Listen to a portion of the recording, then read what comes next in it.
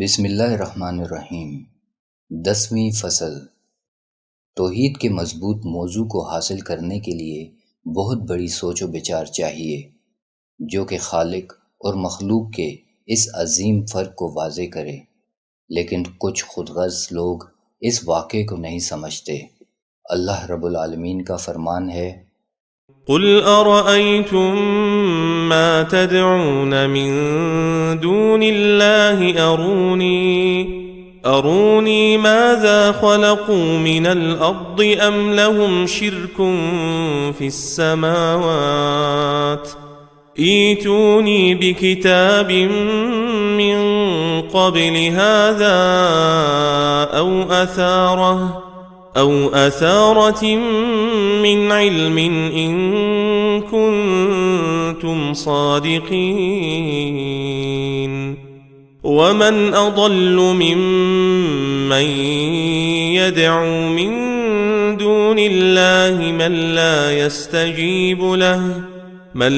يستجيب له إلى يوم القيامة وهم عن دعائهم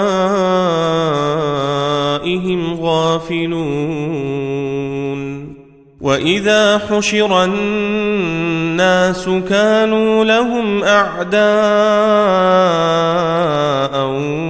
وكانوا بعبادتهم كافرين۔ سورہ الاحقاف، آیت 4، 5، 6۔ کہہ دو، بھلا بتاؤ تو صحیح، جنہیں تم اللہ کے سوا پکارتے ہو، مجھے دکھاؤ کہ انہوں نے زمین میں کون سی چیز پیدا کی ہے، یا آسمانوں میں ان کا کوئی حصہ ہے۔ میرے پاس اس سے پہلے کی کوئی کتاب لاؤ یا کوئی علم چلا آتا ہو، وہ لاؤ اگر تم سچے ہو۔ اور اس سے بڑھ کر کون گمراہ ہے جو اللہ کے سوا اسے پکارتا ہے، جو قیامت تک اس کے پکارنے کا جواب نہ دے سکے اور انہیں ان کے پکارنے کی خبر بھی نہ ہو۔ اور جب لوگ جمع کیے جائیں گے تو وہ ان کے دشمن ہو جائیں گے اور ان کی عبادت کے منکر ہوں گے۔ اس آیت کے شروع میں اللہ تعالیٰ نے بیان فرمایا کہ اللہ کے سوا کوئی کچھ پیدا کرنے پر قادر نہیں، بلکہ وہ خود مخلوق ہیں۔ نہ تو آسمانی کتابوں اور نہ ہی علمی کتب میں کوئی دلیل ہے کہ اللہ کے سوا کوئی پیدا کرنے میں شریک ہے۔ جس طرح کہ اس آیت کریمہ میں کہا گیا ہے، جب بھی وہ غیر اللہ کے سوا کسی اور کو پکارتے ہیں تو وہ ان کی پکار کا قیامت تک جواب نہیں دیں گے، یہاں تک کہ وہ اس وقت تک ان سے شریک ٹھہرانے کا انکار کریں گے، بلکہ ان کو جھٹلائیں گے اور ان سے کہیں گے کہ ہم دنیا میں صرف اللہ کی عبادت کرتے تھے اور اسی سے حاجت طلب کرتے تھے، جبکہ تم ہمیں پکارتے تھے جیسا کہ ہم تمہاری طرح مخلوق تھے، اسی لیے اب ہم تمہارے دشمن ہیں اور ہم توحید پرست ہیں اور تم اللہ کے دشمن ہو، لہٰذا ہمارا اور تمہارا طریقہ برابر نہیں ہے۔ گزشتہ فصلوں میں کہا گیا ہے کہ دون اللہ کائنات میں کسی بھی ذرے کے مالک نہیں، اور یہ بھی کہا گیا ہے کہ دعا اور عبادت اللہ تعالیٰ کے ساتھ خاص ہیں۔ جب ہم اللہ کے سوا کسی کو پکاریں یا عبادت کریں تو ہم نے قطعی طور پر شرک کیا۔ ہمارے رب نے اس معاملے کو واضح طور پر بیان فرمایا اور غور و فکر کی کوئی گنجائش نہیں چھوڑی۔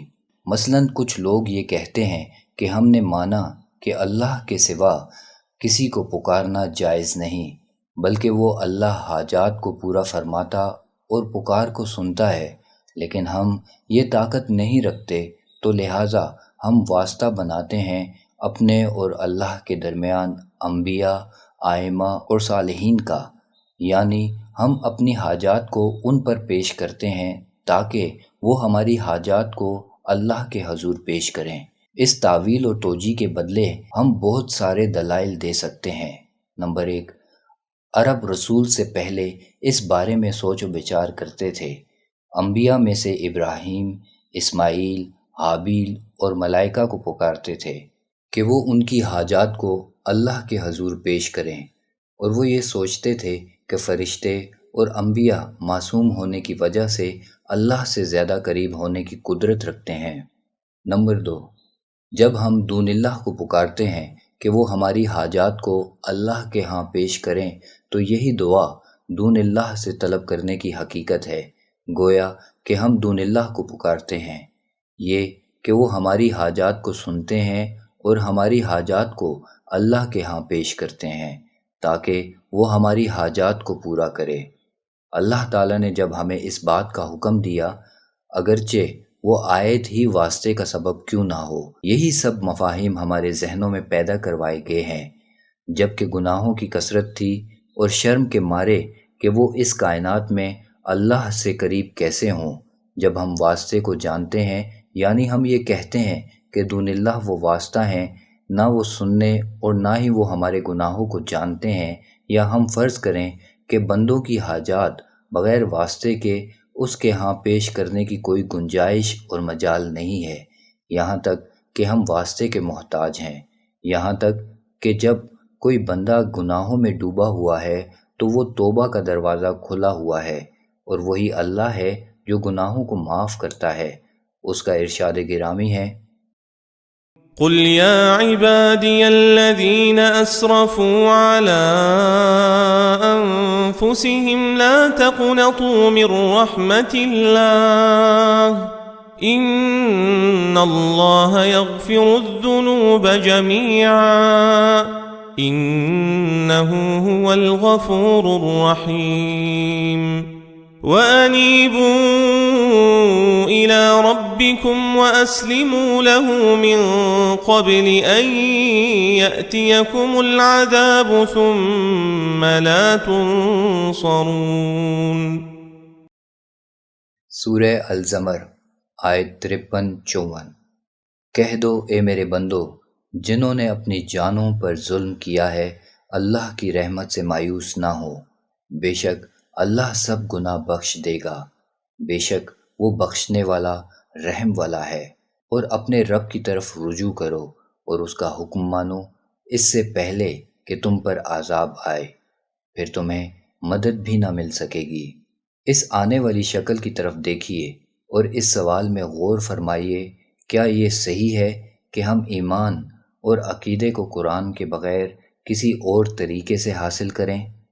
قرآن میں توحید کا طریقہ، وہ مخلوق جو اپنی حاجت کو پورا کرنے کے لیے براہ راست اللہ کو پکارتی ہے۔ سورہ غافر آیت 60۔ اور تمہارے رب نے فرمایا، مجھے پکارو میں تمہاری دعا قبول کروں گا، بے شک جو لوگ میری عبادت سے سرکشی کرتے ہیں عنقریب وہ ذلیل ہو کر دوزخ میں ہوں گے۔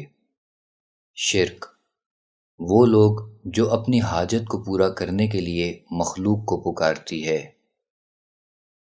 سورہ یونس آیت 106۔